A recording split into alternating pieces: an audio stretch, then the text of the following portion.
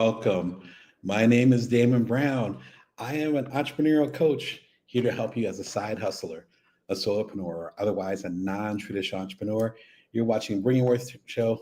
Get out of my mouth. You're watching Bring Your Worth show at Bring Your Worth.tv live Wednesdays, 1:11 p.m. Pacific Standard Time, Vegas time. You can subscribe for free at the link below or at your favorite place. You can subscribe over on Twitch. Shout out to my Twitch folks over there. Appreciate y'all. As well as on Spotify, you can go and catch the classic episodes. I'm also author of the book Behind My Big Head, the complete Bring Your Worth collection. It includes the Ultimate Bite-Sized Entrepreneur. In fact, let me just show y'all. What am I doing? There we go. Oh, see. You tell I've been doing some cleaning lately. Here's some reorganization.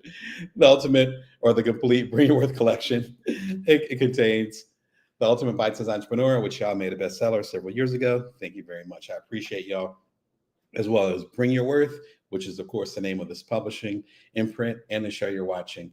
And my personal favorite, Built From Now, How to Know Your Power, See Your Abundance, and Nourish the World. Almost all my business books are in this one. You'll get a good overview. I know a lot of y'all were not familiar with me or we didn't have any conversations going on when the show started, but I've been writing books for, let's say, a very long time. These gray hairs do not lie. And so a lot of my favorite books, a lot of your favorite books, at least if you've been rocking with me, are in that. It's kind of my gift to y'all. If you're traveling, you're overseas, you want to hear me read it to you. It's about 8 hours worth of content in the audiobook. Of course, you can get it wherever fine books are sold, but you can also go ahead and listen to it right now after our conversation, but right now at bringyourworth.tv. Just click on the link below or the link that you see in the highlighted comment, or you just go to bringyourworth.tv and you'll see the audiobook section right there. I know some of y'all that I coach, I'm a business coach, are traveling overseas. Sometimes you don't have the major audiobook folks available. Sometimes you only have bookstores available. And so this is my gift to y'all, since YouTube and other platforms are usually available, even in the most tech-starved areas. In case you missed it, I had one of my favorite recent episodes, 3 power moves any artist can make, and they can make them right now. We're talking about intellectual property and 3 moves you can make. In fact, today's show, which is about intellectual property, was inspired by the recorded episode that happened a few days ago. It's concise, it's tight, and there's some gems, hopefully, that I dropped for you guys. I appreciate the feedback from those of y'all that have watched it. Be sure to check it out after this episode because it kind of gets it nice and precise. It's about 5 minutes long, just a little nugget to go and help you when you get into intellectual property. We're going to go even deeper today. But if you want a nice, concise thing, particularly, I'm connected with a lot of artist communities. Shout out to the folks at TED. Shout out to the folks at the American Society of Journalists and Authors. I appreciate y'all. Shout out to the folks within the musician communities, with the foodie communities that I got connected to when I lived in New Orleans, like all these different communities.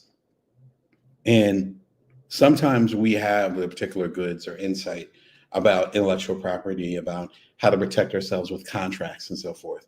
But our brothers and sisters and other folks do not have that within our community. So again, this video is a nice little slice, less than 5 minutes. I made it short on purpose, that you can share with your brothers and sisters who are still trying to figure out exactly why it's so important to protect your intellectual property, your likeness, your voice. They call it NIL now, which is your name, your image, and your likeness. There's actually a big deal happening within the NCAA and the other college organizations here in the United States. I was just reading about it this morning, where usually when you go to college, you can, and you're involved with a sport, they can actually use your NIL, your name, your image, and your likeness without compensating you.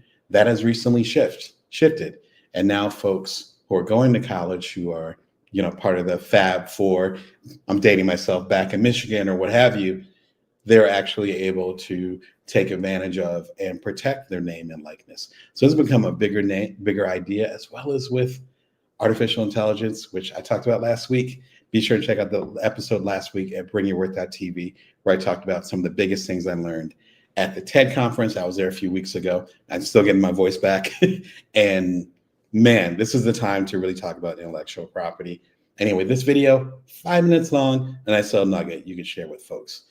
The big nugget, though, is today. Today's episode, Intellectual Property 101. We're going to talk about what intellectual property is. We're going to talk about how you can use it. And also we're going to talk about how you can protect yourself from it. I am not a lawyer. So just to be clear, I have a lot of really good friends that are lawyers. And I do know my way around contracts, but I am not a lawyer. So I also have some resources down here for you to connect with lawyers and people that can do that. But today we're going to talk about what you need to know, the very basics, as far as when you start a creation, how to protect the creation, and how to share that creation within, at least American, we'll focus on America today, intellectual property law. I can focus on America because that's where I've been. And so I can talk about that the most. If you're in Canada or other regions, or bless you, if you're overseas, then you're going to have to do a little bit of your own research. This is like a bare bones setup in that regards. Today's episode is brought to you by SHORTFORM, your ultimate book reader companion. We're rocking with SHORTFORM for a little while now, if you've been a long time viewer of the show or listener of the show, if you're on the podcast. And I love some SHORTFORM. So let me go ahead and show you guys what's happening with SHORTFORM. There we go. And we do that. There we go. And we allow you guys. Good. Excellent. So you see what's happening here. So let me go to the front page first. This is SHORTFORM. SHORTFORM works well in two different ways. Number one, if you're curious about a book, then you can get a quick synopsis about the book, about the title, as well as one of my favorite things. Well, if you go down here, it also connects to podcasts, collections, lots of other things. Articles now is kind of wild. So if you're interested in, again, as you see, I'm a big fan of Robert Greene. Shout out to Robert Greene. Hope you're doing wonderful. 48 Laws of Power, one of my favorite books of all time. If you click on the 48 Laws of Power, it'll go ahead and take you to specific passages from it. But more importantly, it'll allow you to have a quick overview of it and then learn more about those specific things. So if you look up Robert Greene, and why don't we do that? Why don't we do that from the jump here? I'll do search. We'll look up Robert Greene, the prolific author. So you'll see he has a whole bunch of books, but most importantly, you'll see podcasts, episodes, and you also will see articles, if there's relevant articles in the Harvard Business Review and the joint over at MIT. I always forget the name of the publication, but a fantastic publication they have over there about business. There's plenty going on over there. So number one, if you're going to go do a deep dive on a book and or an author, then this is a good way to do that. The other important thing, which I kind of hinted at earlier, is that you have an opportunity to actually quickly understand the books that you already have. So again, with the 48 Laws of Power, if there's a particular law, which is a very dense book, again, it's 48 laws, it's probably about 300,000 pages. So if there's a particular law that you want to learn about, then you can go and say, okay, Law 18, don't isolate yourself. Oh, that was the law that I was trying to remember. If I'm doing an episode, I've written 27 books. So if I'm researching a book, it gets really intensive. If you bought any of my books, including, again, just talk about the complete Bring Your Worth collection, you'll see lots of citations. Like, again, my background is journalism. So lots of citations, lots of references. This could be a great way to go deeper into that. So if you have a bookshelf like mine, this is like my little bookshelf. I got a whole big one in the back, the real ones in the back. All kinds of books over there, and even books that I'm yet to read.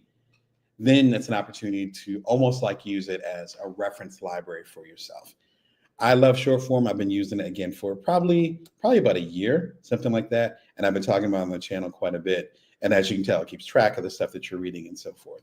Really good companion. And of course, you can go ahead and buy the books themselves through there. As an author, we definitely want you to buy the books as well. This is a great companion and supporter with that. You're also a supporter of the show. If you get involved with SHORTFORM right now, the link is right below, as well as in the comments and all the fancy stuff below. I think they call it the description on YouTube, but in the description, if you use the link shortform.com/Damon, you'll be supporting the show. you'll be getting a percentage off, as I say, 20% off, and you'll be getting a free trial. So you can join it for free. I think it gives you like maybe a month free, maybe 2 months free, but it's a nice little trial. You can go and give it for a test drive, see what's happening. But shout out to Shortform. I appreciate y'all for supporting the content. So today we're talking about intellectual property 101. Again, I am not a lawyer. I cannot emphasize that more. No law degree on my shelf. Got a few degrees, no law degrees, right? But I've been around quite a bit. Done 27 books. This is actually my 27th book.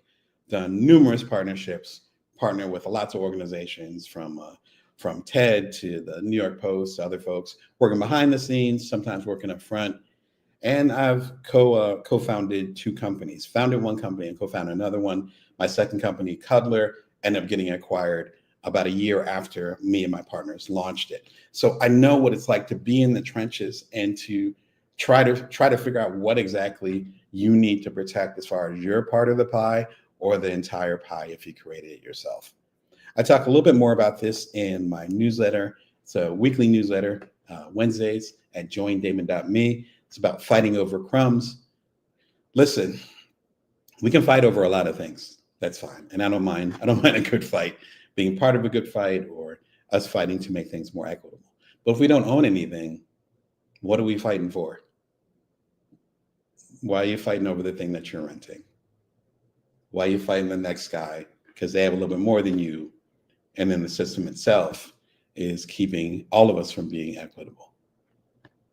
Why are you fighting over stuff that's not going to matter, frankly, when you die, when we wrap it up? Choose your fight wisely. I talk about that in the newsletter.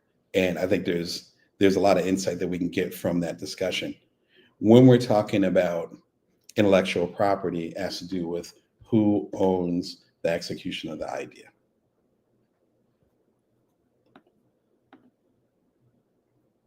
So let's start at the start. What exactly is intellectual property? Intellectual property is not the idea, but the execution of the idea. If you have an idea to have a flying car, dope. I don't know if we need flying cars. I'm based here in Las Vegas. People, I used to live in Los Angeles, so not people don't drive as nutty as Los Angeles, but they're on the edge here for sure. Maybe someone just lost somebody at the casino and they're driving out of town. So I don't know if we need flying cars. But let's say you have an idea for a flying car. Dope. Sounds good in concept. Sounds good in theory. That's all it is an idea and a theory. So in other words, me saying, I want a flying car, I have an idea for it. And it's going to have 5 wheels and the exhaust is going to be in the front instead of the back. I can't sue you if you create that right now. There's no intellectual property to that. However, if I draw some schematics, fancy word for a blueprint, if I draw some schematics and I'm drawing how it's going to be set up, or I create a prototype, an example, a concept, I create it through 3D modeling, or I have 2 little kids, so I take some of their Play-Doh and I make something out of it. Then we're starting to get into intellectual property territory. It's not your idea, it's the concept. As I talked about in the video, and it's in the recent video that I did, it's in the comments. I just talked about it, about the 3 power moves that artists can make. I compare it to making music. Excuse me, both of my kids are into music, and I love music myself, used to be a DJ. And so you could have a melody in your head. Okay, that's not intellectual property. Intellectual property is when you commit that to like some type of sound that other people can hear, or you write it down in some sheet music. Then it starts to translate into something else. That's what you can protect. You can't protect your ideas. Probably because we can't really, unless you're a mind reader, we can't really trace what ideas are. So intellectual property is the execution or concept of an idea. It is not the idea itself. So when you talk to a lawyer or other folks who are protecting your intellectual property, it's not the idea. It can't be the idea, because often those ideas or those things can't be proven. When it comes to intellectual property, whoever controls intellectual property actually controls how it's executed. And we're going to get into this episode.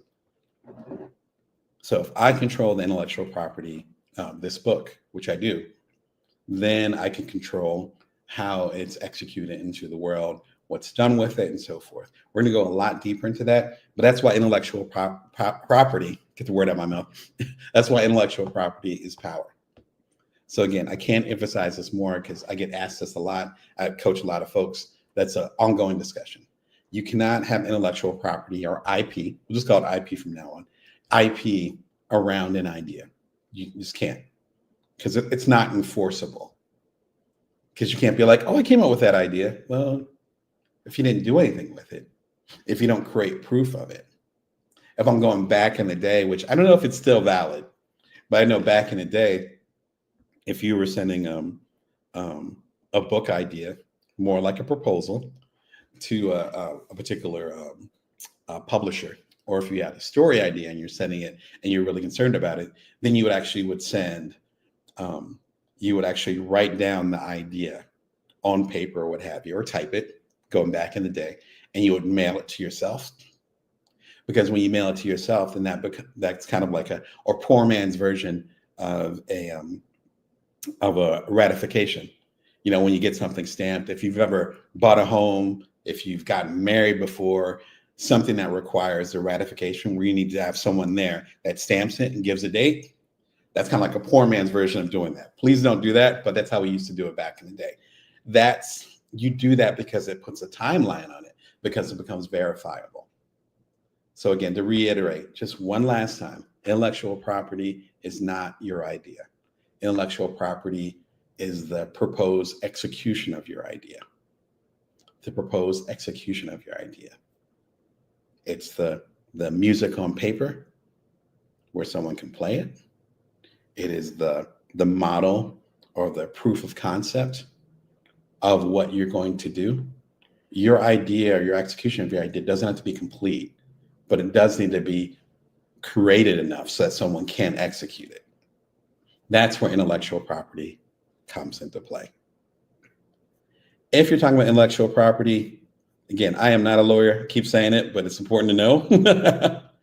you gotta get them involved. Shout out to all my lawyers out there. I know not all of y'all are great, but the ones that I know that are friends of mine are fantastic. So I appreciate what y'all do. Now you protect us as artists and creators. LegalZoom is a great place to go.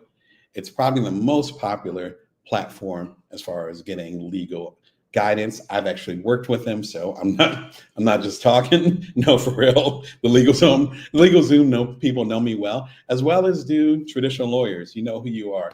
You saved my hide quite a few times, so I appreciate y'all. LegalZoom, though, is a great place to start. They will actually connect you with the insights that you need, whether it's starting an LLC or a DBA, getting the trademark protection or the copyright protection, which are two different things, being able to define those things that you particularly need. LegalZoom is a great place to start. Shout out to them. Tell them I sent you for sure. And episode that just ran, it's actually, is that the right number? Yeah, it is the right number. 418. I also have some issues with my episode numbers this week. I don't know what was going on, but I think it is episode 418 for sure. Actually, it might be 418. See, the numbers are off. 3 power moves any artist can make. Episode just premiered last Sunday. I was so proud of the work that I was able to get out as far as with sharing the 3 tenets that will help you with intellectual property, as well as some fun outside clips that give you practical ways that intellectual property makes sense. It's only 5 minutes long. And again, be sure and check out the video. Share it with your brothers and sisters in your community. We need help because we think that we execute or do something and then automatically we're protected. And we might start with intellectual property, but frankly, we don't always end up with it. Do a quick search on YouTube or on your favorite podcast platform and search up people losing their intellectual property or losing their masters when it comes to the music business, or something being executed and then suddenly they lose their rights to it. Whew. One of the reasons why I do the work that I do. I've done everything but be a lawyer. And so this is a great place to start with that. And of course, LegalZoom can help you on your journey. Are you dealing with intellectual property issues? Have you worked with intellectual property? Or do you still have questions as far as what intellectual property is? Go and jump in the comments. I will, as well as the rest of the community, will give as much insight as possible. And again, don't be afraid to reach out and get some legal advice. Man, I've paid a lawyer a few $100s, and they literally saved me tens of thousands of dollars. No exaggeration at all. Multiple times. So listen, don't be afraid to get that legal advice. But jump in the comments if you had any broader or general questions about intellectual property, what it is, and how it matters to you. I'm entrepreneurial coach Damon Brown. Man, I am tongue-tied today. I'm here to support you as a side hustler, a solopreneur, otherwise a non-traditional entrepreneur. You're watching Bring Your Worth show and Bring Your Worth.tv. Wednesdays live at 1:11 p.m. Pacific Standard Time, Vegas time. You can subscribe for free. I'm realizing why I'm starting to stutter is that I think it's starting to get hot. This weather has been so weird. I got to tell you, in Las Vegas, it's supposed to be rainy for the rest of the week, and then today it's hot and humid. It's not usually humid. As they say, it's true, though. It's a dry heat here. Go figure. And it's wet here. I'm starting to sweat like New Orleans without the food. Used to let me get a po' boy. The complete Bring Your Worth collection out now. Get it wherever fine books are sold, as well as at damonbrown.net, where you can get the Bring Your Worth mug and other things of that nature. So as I was asking, do you guys have any questions about intellectual property and what it is, what is it? I'm happy to go ahead and help out as much as possible. Why does intellectual property matter? It's like, Damon, why are you going on and on about intellectual property? It matters for a few different reasons. Number one, the person or the entity that controls the intellectual property, they can control how it's executed. In other words, what's created from it. Remember, intellectual property is the beginning of the execution of the idea, the proposed execution. The music is going to be played this way, not in your head, but it's going to be played this way. Whoever controls the IP, they can control how it's executed, when it is executed, how it's created, number one. They control who's getting paid from it. And they control how other people can use the IP. So how it's executed, how it's done, who's getting paid from it, and who can use the IP, who can partner with it. Let's start with number one. How it's executed means that, I'll give an example again of my book, The Complete Bring Your Worth Collection. Intellectual property is in my name. You know, the Library of Congress knows it's part of the Brown family. And again, part of Bring Your Worth TV, or just Bring Your Worth Publishing. So if I want to do an audiobook, I can do an audiobook. I don't need to get permission. No one needs, I don't need to check in with anybody, as they say. If I want to go ahead and do a third edition or second edition of this book, then I can do that. I can do whatever I want with intellectual property because it's wholly 100% owned by me, by Damon Brown and my company.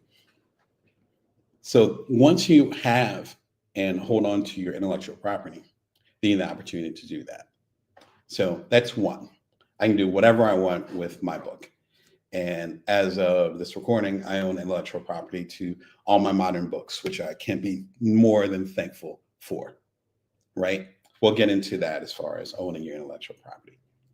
So that's one. The second part is you determine who's paid from the intellectual property. So if someone came through and said, hey, I want to go in and use your piece of music in the next Avengers movie, you're like, all right, great, I'd love that. But if you don't own the intellectual property, that decision's not up to you, which kind of gets into number three. But more importantly, with number two, whoever owns intellectual property determines who gets paid from it. You might not get any more money from it other than whatever you got to create the music if you don't own the intellectual property. I'll give a very brief example. Several years ago, about 30 years ago, 3 decades ago, a freelance journalist, and I've been a freelance journalist for a long time. A freelance journalist did an article about the top fighter pilots in the Navy. Great. Ended up being a very popular article. Hollywood, whether it's an agent or a movie studio, saw that and said, hey, that will make a pretty cool movie. Some stars got attached to it. They bought the rights to that article from Vanity Fair or whatever, GQ, let's call it GQ, from GQ. And then that became a $1 billion franchise once Tom Cruise got attached to it. True story, you can Google it. So the Top Gun franchise, not the movie, homie, the franchise, the toys, the music, shout out to Kenny Loggins and the soundtracks and all that. Berlin's Take My Breath Away, you know, for the 80s folks like me, you remember when that video was around? That was the soundtrack to the movie. All that was attached to this Hollywood property. This Hollywood property was seeded by an article done, I believe it was in GQ. That GQ article was done by a contractor, someone like myself. Depending on the contract that the contractor signed, that might be all that they get. That might be it. They might have gotten, let's say, $5,000, particularly back then would have been decent, for a feature article about these top pilots. Great. That's not a $1 billion franchise, though. That's why intellectual property matters. So number two, if you own the intellectual property, you decide who gets paid. GQ, if they own the intellectual property, might be really benevolent. Be like, yeah, here's a few $1,000s, which isn't bad as a freelancer. But you're like, that's a Tom Cruise movie right now. Right, I'm taking my partner to go see it right now. What do you mean I'm getting $7,000 for creating this, then a $1 million franchise? But you don't own the intellectual property, not your call. Not your call. And that leads to the third dynamics of it, is that when it comes to intellectual property and why it matters, you cannot or do control who you partner with. So let's say you create a piece of music and, I don't know, some people or organizations you don't want to be involved in. It's a pretty intense political time. Let's say you create some music and then a political campaign that you cannot stand, that you feel like they are against humanity, decides to use your joint. Do you own intellectual property? Ain't your call. You can complain about it on social media. You can fuss about it. We've seen that in the at least here in America, in the recent political presidential campaign last year. Oh, so and so used this music in their campaign when they were on the road, you know, campaigning, trying to get votes. Okay, and you see some instances where there's a lawsuit, and it's like, no, you can't use my music. I didn't give you permission. And they're like, bet, you got it. And you see other situations where it's the same type of vibe, and you see the musician complaining on social media or on the TV shows being like, man, they should not use my music. Why are they complaining? Because they can't stop them. They have no legal recourse unless they own their masters, or in other words, their intellectual property. There's nothing they can say. So once you sign that away, it's a wrap. It's up to the, as they say, the behest of whoever owns the intellectual property. That's why intellectual property matters. So number one, you determine how it's going to be executed, what you can do with it. Again, I turned this into an audiobook because I felt like turning it into an audiobook. I didn't have to get clearance from anybody. I own the publishing company. I am the boss. I'm the manager. Cool. I own the intellectual property. No problem. I don't have to clear with anybody. If somebody else, which I partner with other folks in the past, I had to clear with somebody. And sometimes they said no. That's intellectual property part. That's number one, how you can execute it. Number two is intellectual property matters because that determines who gets paid. If you don't own the intellectual property, but someone ends up making buku bucks off of that intellectual property later, you don't have any recourse because you don't have those rights. And number three, intellectual property matters because that actually allows you to determine who you're going to partner with. So if some slimy organization or someone you don't rock with wants to use your music or your book or your words, your intellectual property, your execution of that, and you don't own the intellectual property, aside from complain a lot, yeah, you might be able to get a lawyer, but unless you sign the contract under duress. And the fact is that in all these cases, we usually end up signing a contract for a certain amount of money, certain amount of access, certain amount of leverage, and that's the trade-off. I'm emphasizing this and did the episode a few days ago about power moves that every artist can make, as well as today's episode is really about reminding you of your power. Like when you create something, you automatically have the intellectual property. It's yours. Things shift when we decide we're going to go with a traditional book publisher, or when we're going to sign this record deal, or we're going to partner with this organization that are going to distribute it. That's why, again, you got to lawyer up. I hired lawyers when I had very little money and I had little kids at home. But in the long run, end up saving me, again, tens of thousands. I cannot stress that enough. Barter with lawyers, use your network, get you a lawyer. Like get you a therapist, get you a lawyer. Because it's way too much at stake. My first major book took me 5 years to write. I was in my 20s. So a good chunk of my life on that book. We're sacrificing and trading way too much of our time for these things that we're creating, and to get reckless at the end to not own our intellectual property. That's not the wave, particularly in this environment. Again, I have a publishing company. This is self-published with my own little hands. I'm speaking to you on multiple platforms. This is from my own little studio. We have too much power and too many opportunities to use that power for good, to make an impact in the world, to get reckless with our intellectual property. Again, that's why I'm talking to you today.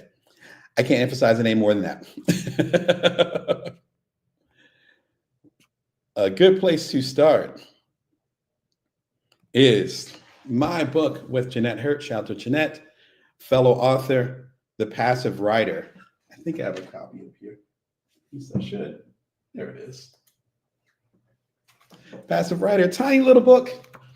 See our mean mugs on the back. Also self-published because, if how you gonna do a book about passive writing, you're not gonna publish it yourself. Come on, stop. 5 steps to earning money in your sleep. This is focused on writers. Again, my background is writing, 2 degrees in journalism. Shout out to Northwestern. This focused on writers, but I wrote it and Jeanette wrote it, so it applies to a lot of us as creatives. We talk about our passive income techniques. We give examples of other people, and we talk about how you can do it today. So check out the book. It is available right there. And as I talked about, here we go. As I talked about, there's an opportunity to create passive income with that. Again, think about the Top Gun situation. GQ didn't have to commission another writer to be part of this billion-dollar franchise. They just need to license it. They might be still making residuals to that day. I'm not privy to that information. I wish I knew, but I don't have any insider information on that. This whole episode, Maximize Your Passive Income, talks about it. I go deep into it. It's actually a compilation of a few different episodes. And yeah, I'm going into it. I have several different passive income pathways, if you want to call them that. And they all help me take care of my family and, make sure I'm good into my years. So please take advantage of that. Are you not sure why intellectual property matters? What are some of the stories you've heard about intellectual property? And when it comes to your creative career, or things that you've done, or even people within your network, what have you heard about intellectual property? And have you heard any stories of people trying to get their intellectual property back or going through that process? Love to hear your stories in your comments below. My entrepreneur coach, Damon Brown, here to help you as a side hustler or solopreneur, otherwise a non-traditional entrepreneur. You're watching Bring Your Worth TV Wednesdays at 1:11 p.m. Pacific Standard Time, Vegas time. You can subscribe for free. I told you it's getting hot over here. Yeah. Vegas springs are like everybody else's summer, so I'm starting to sweat. But I appreciate y'all rocking with me. How can I take care of my intellectual property? You know what intellectual property is? It's the perceived execution or the proposed execution of an idea. You know it matters because number one, it determines who makes money off of it. Number two, it determines how it's being executed. And number three, it determines who can use the intellectual property besides yourself. And then on top of that, it's like, okay, how can I actually take care of my intellectual property? There's a few ways you can do this. Number one, get you a lawyer. Get some good representation. It could be someone, I do it in a more casual way. I'm not a lawyer, to emphasize that again, but I do give guidance as far as supporting people and towards actually recommending lawyers to people and stuff like that. I can't recommend you a lawyer because it's unique situations with the people that I have been able to connect. And of course, it varies from city, state, federal, all those different things. Stuff that is well above my pay grade, literally and figuratively. But find a way to get representation. It's worth too much. It's worth too much.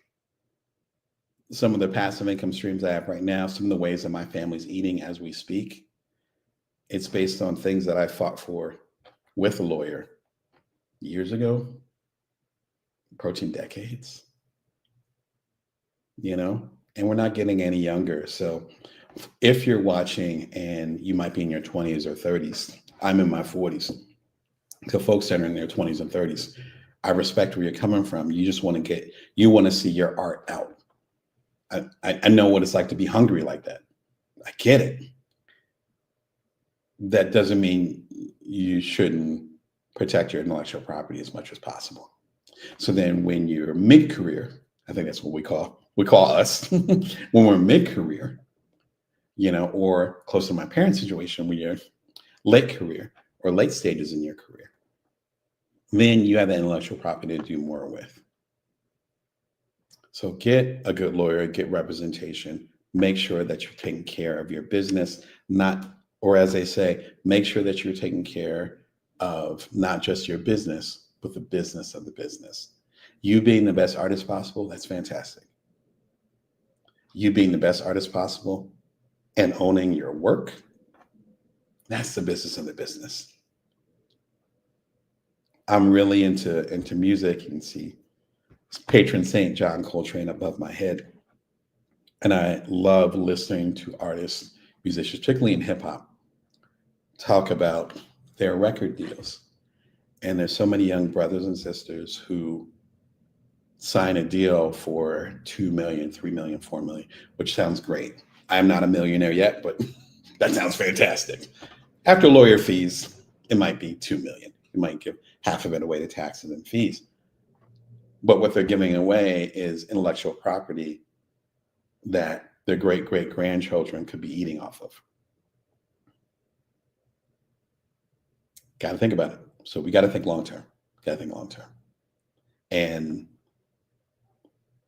yeah, getting lawyer representation is the best route to that. And make sure it's an organization or a lawyer that you trust, not someone who's actually put up by the people that you're negotiating with. Good words of advice for everybody. If you do it yourself, you automatically have the intellectual property ownership, automatically. If I come up again with a melody in my head and I have a small piano over here and I start playing on the piano or I write down the notes, that's automatically intellectual property. Now, that being defensible in court, that gets a little bit more complicated. But the main point is that once you create something, we often get complicated with the intellectual property when we start bringing in other people to get it out there. So if it's a distribution network, and they're going to help you get your music out. Make sure you read the labels. Shout out to RZA. You got to read the labels. You have to. If you're not inclined or you're feeling too lazy to read the labels, which is fine. Or maybe you're all like, I don't understand what any of these words mean. I have 2 degrees in journalism, so I have a super strong bias towards knowing a lot of words. You might be like, I don't know what fiduciary means, which is fine. Get you someone that knows what fiduciary means. Don't just brush it off. You got to know what the words mean, because this is a commitment. This is a commitment. And that might mean that you might hear your music on the radio, or your book might be on the shelf somewhere, which is fantastic. It could be a bestseller. I wish you luck. But then you want to do something else with it. And they're like, no, we own the rights. You're not going to do that. In fact, you need to make a sequel to it. Otherwise, you're not going to have this intellectual property again. That's up to them, because you signed the dotted line. But as soon as you create something, if it's within the context of your own thing, the audiobook for the Complete Bringingworth collection, I did it in the closet of my previous house. I really own it. There was no studio, nothing. Just, it was recorded there. So I'm able to control the IP in ways that I might not be able to if I worked with a different organization. So I would encourage you, if you can, get it as close as possible to finished within the means of your resources, your time, your energy, your money. Make it work. Because the further along you are, this applies to any art form, including VC funding. You know, I've done 2 startups. The further you can get to that finish line and it being complete, the more leverage you have and the more opportunity you have to actually keep your intellectual property, or at least keep most of that control. In partnership and in distribution, again, you have to read the fine print. I keep emphasizing it because it's important. And so many of us do not. We get excited about the advance, which is the money they give you up front. We get excited about just seeing our name in lights. I know what that's like, just wanting to see your name on the cover of something. It's a great feeling, but not as great of a feeling as knowing that you own the means of operation and the product from that, and that you're able to give that to your family or to your ancestors or to your mama or whomever. It's part of your legacy. Talking about contracts, 3 red flags you must look for in every contract. There's a classic episode. I might do an updated version of it. I'll be sure and put it in the links if I do. 3 red flags. Another short episode, less than 10 minutes, worth taking the time. As a freelancer, as a founder, as a speaker, I probably signed several hundred contracts, maybe like 700 contracts, 800, 900. Been doing this for a while. And so there's certain patterns that have come up over the years, over the decades, as far as signing contracts. And that's a nice thing. I was sharing this with someone recently as a business coach and as a business owner and as a creator. You know, you guys have been rocking with me with this show. This will be the 5th year of the show coming up in December, because we're like at 4.5 years or so. And the nice thing about time is that it actually allows you to see the results of decisions that you made in the past. So I've been a business coach for about 10 years. Bless y'all that have allowed me to be with you on your journey. And some of y'all are coming back, and some of y'all are doing like badass stuff. And I'm like, oh, wow, that's based on a conversation we had in 2018. Oh my God. And then in some cases, not as far as coaching clients, but some cases where decisions that were made, I was like, oh, man, I made that decision 15 years ago. Okay, we could have did better. This video is basically that energy of me basically saying, look, I've signed 700, 800 contracts, had tons of partnerships, dozens of partnerships, all this other stuff. That stuff behind the scenes. I've sold my company. Like I'm used to seeing contracts. These are the 3 things that you might want to pause. Doesn't mean don't sign them. Just like dating. There might be some red flags. There's always some red flags, some things that are a little bit off, but maybe the green flags will overcome it. at least be aware of the red flags. So if they come up later, you know what's happening. And my favorite book about negotiating,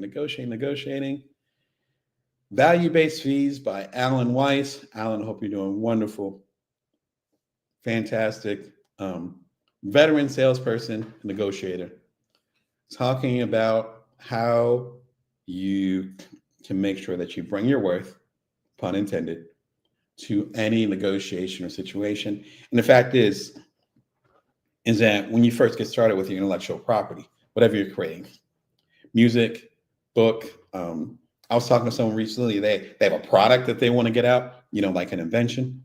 Shout out to you if you're watching. Again, I hope the advice helped. But in all those cases, sometimes you're able to execute things all the way. And sometimes you can get it 50% there. But eventually, you could get it out and maybe you need bigger distribution. You could have a book and maybe you need representation to get on the road, to do a book tour.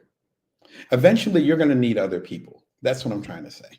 That's why I'm highly recommending this book. I'm going to be recommending more and maybe do a deep dive on the book later on this year. But I bought this book when I was in a very intense negotiation. This book made difference of easily tens of thousands of dollars. It was fantastic. I cannot recommend the book more. In fact, I need to get a new copy because I just have the digital copy. I need to get a physical copy of it. Shout out to Alan. But it talks about how you can make sure that what you're negotiating is reflective of what you're bringing to the table. And again, I got my own publishing company. I'm wearing my clothes and in my little office space and all that stuff. Even I need other people. So I don't care how independent you are, you're eventually going to have to negotiate with other people. So it's important to go ahead and be direct and clear about what your values are, value-based, what your values are, what you're bringing to the table, and what you want to get out of the situation. You can be fair and equitable about it, but you got to come correct. Otherwise, it's way too easy to lose your intellectual property along the way. What situations have y'all been in as far as intellectual property, and have you been in situations where you had to get your intellectual property back? I've negotiated my intellectual property back. I'll share the story for another time, but I've negotiated my intellectual property back, and that gave me the opportunity to do more things with intellectual property. But I made sure it was a situation that made sense for the people or the organization that own that intellectual property too. I wasn't just talking crazy, like, give me back my rights. No, it had to be a negotiation. What situations have y'all been in? Are there decisions that you might have regretted where you don't have that intellectual property or that creation anymore and you're trying to figure out a way out of it? Love to hear your comments in the stories, or stories in the comments, vice versa. Must be opposite day. Your stories in the comments. And I will share some stories in the future, I promise. Yeah, I got some stories too. I'm entrepreneurial coach Damon Brown, here to help you as a side hustler, solopreneur, otherwise a non-traditional entrepreneur. You're watching Bring Your Worth TV live on Wednesdays at 1:11 p.m. Pacific Standard Time, Vegas time. You can subscribe for free. And you can grab the complete Bring Your Worth collection wherever fine books are sold, or listen to the audiobook by clicking the link right there. And we are learning about intellectual property one-on-one. A good aperitif, is that the one that's after? All right, I'm a food guy, but I always forget what's after. A good follow-up to this would be the brand new episode that just premiered a few days ago on Sunday, 3 Power Moves Any Artist Can Make. If you're watching the replay of this, you'll see the link above my big head. Otherwise, I appreciate y'all. Remember, you can always bring your worth. You can always build from now. Take care of yourselves and others.